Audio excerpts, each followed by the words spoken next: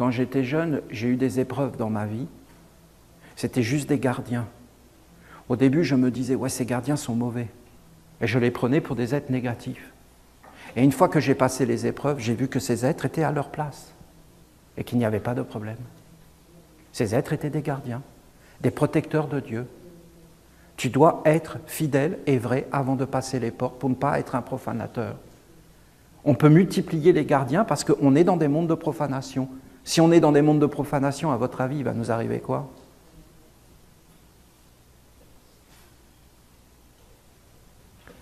On doit vivre avec notre âme. On doit entrer dans quelque chose qui est fixe. Alors, écoutez-moi. Vous avez cette 10e carte du tarot.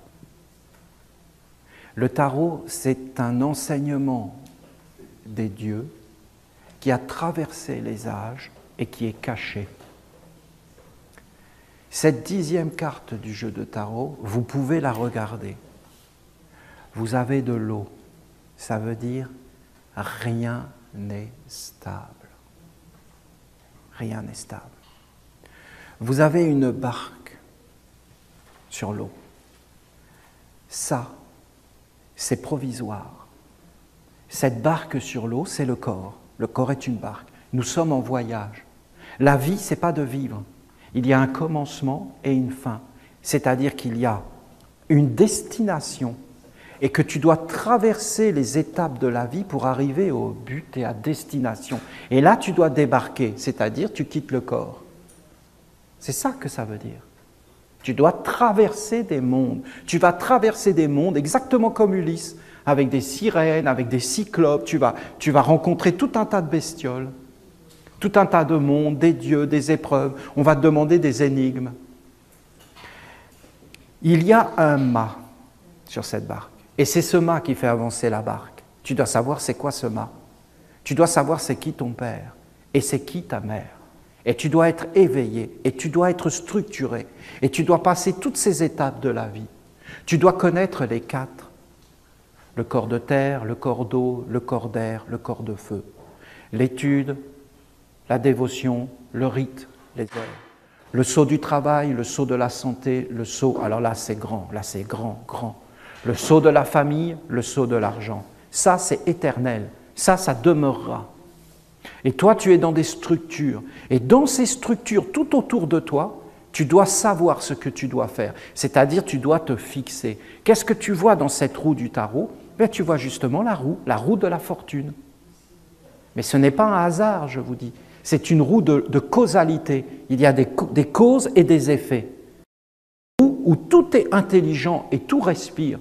Cette roue, d'un côté, tu montes, et d'un autre côté, tu descends. Mais alors il y a le bien, cette idée du bien et du mal, mais en réalité, ils vont tous dans le même sens. Car le côté qui monte et le côté qui descend font tourner la roue dans le même sens. Et au-dessus de la roue, voilà, il y a le sphinx qui est posé et qui est fixe, immuable, éternel, immortel. Alors, en vérité, ça te dit que dans ta vie, tu dois te fixer. Te fixer. Si tu te fixes là où il n'y a rien, c'est fini. Au jour du jugement, il n'y a rien. Si tu te fixes là où il y a quelque chose, alors tu entres dans la grandeur. Là où tu penses qu'il y a quelque chose, il n'y a rien. C'est quand même les paroles de Jésus. Une des paroles de Jésus secrètes qui a cheminé par le courant de Saint Jean. Cherche jusqu'à ce que tu trouves.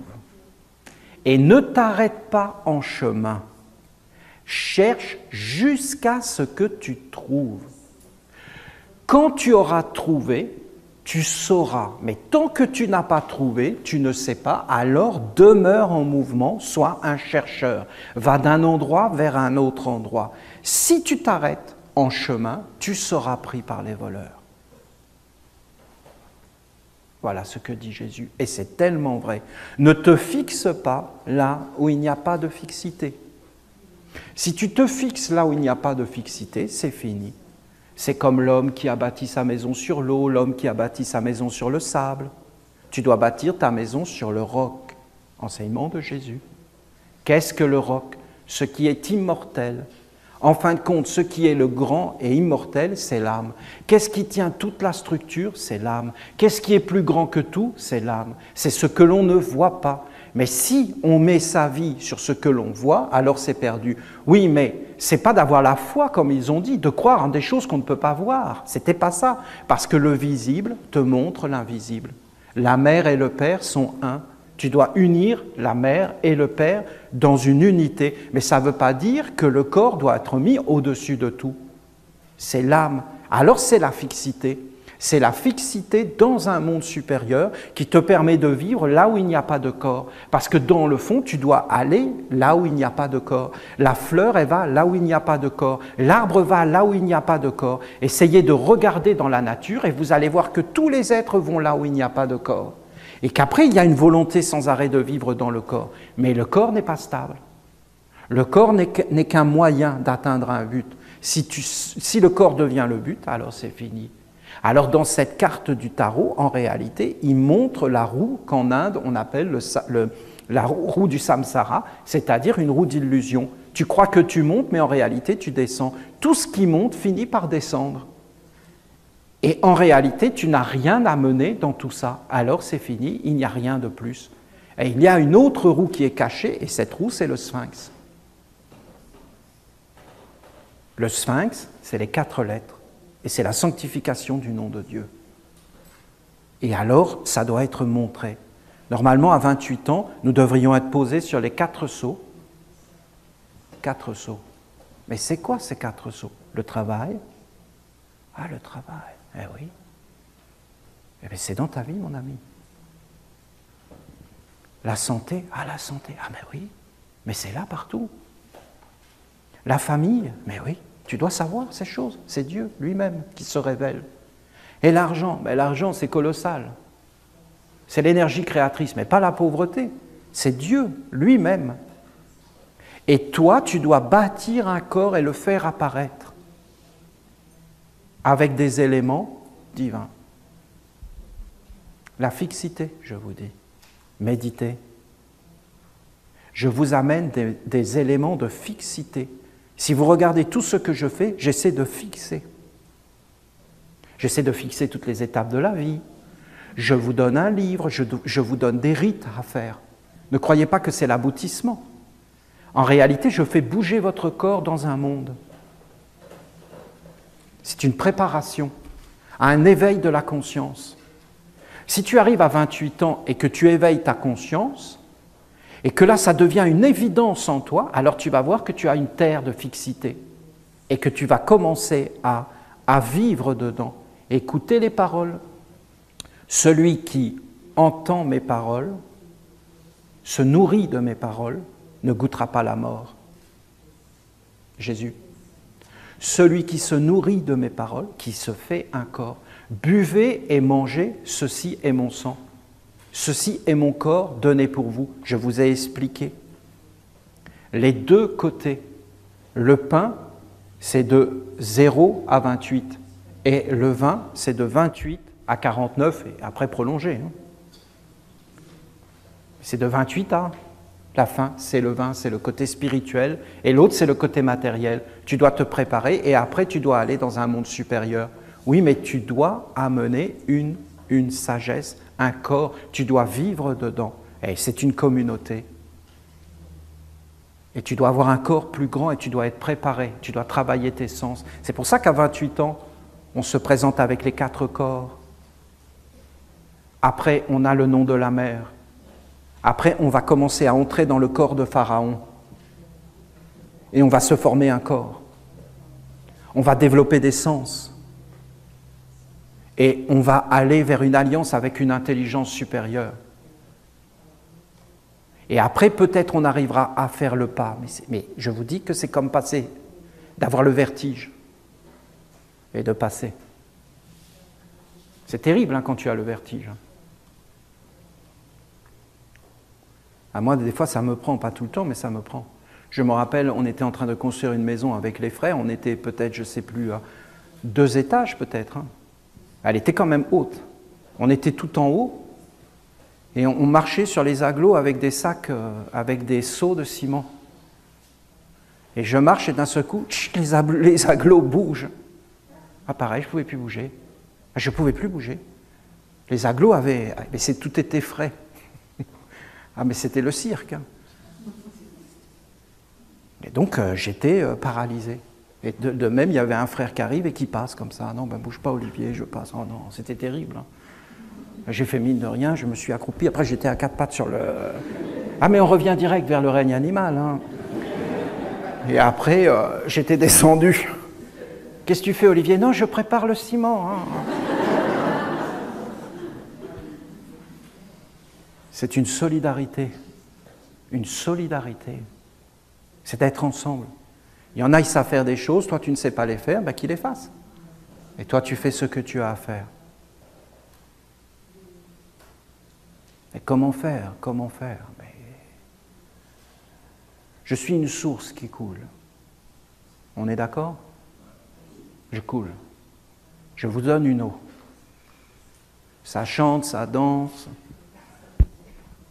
ça coule. Faites un lac. Faites un lac. Et gardez cette eau. La laissez pas partir. Gardez-la. Faites un lac. Mettez un barrage. Mettez un petit moteur là, en bas. Ça va vous donner de l'électricité. Puis construisez vos maisons autour du lac.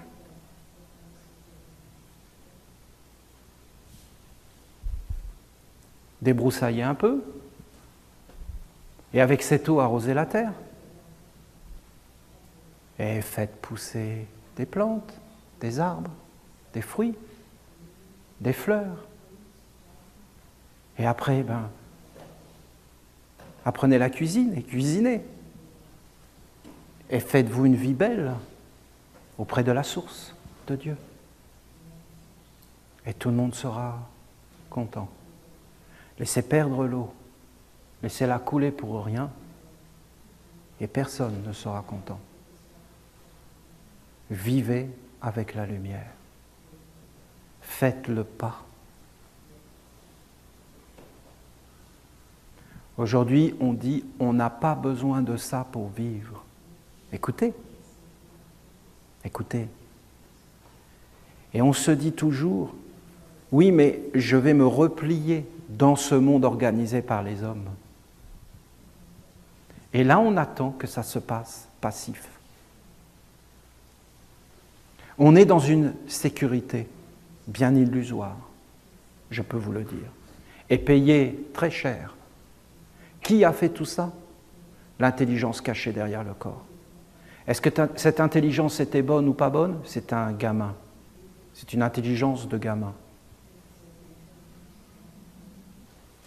Aujourd'hui, les religions sont en train de mourir. Ça devient du fanatisme. Ça devient une guerre. Et en fin de compte, on est en train d'évacuer la vie de l'âme. Donc la floraison, donc le chemin vers le haut. Donc le chemin vers la grandeur. Par exemple, la religion. Elle existe. Elle existe, la religion. C'est une œuvre divine. Ça existe. C'est un endroit pur. Personne ne peut y aller. La culture, ça existe. La justice, ça existe. L'économie parfaite, c'est-à-dire le bonheur, ça existe. Et après, vous avez les hommes en dessous. Et les hommes, ils vont vers la religion, ils la regardent, et après, ils entrent toujours dans des imitations. Et ils tournent tout cela, ils le détournent, ils l'amènent toujours vers le corps et vers le bas. Et en fin de compte, la religion est détruite. Mais ce n'est pas la religion qui est détruite, c'est l'homme. La religion, elle est intouchable, éternelle, immortelle, pure, sacrée.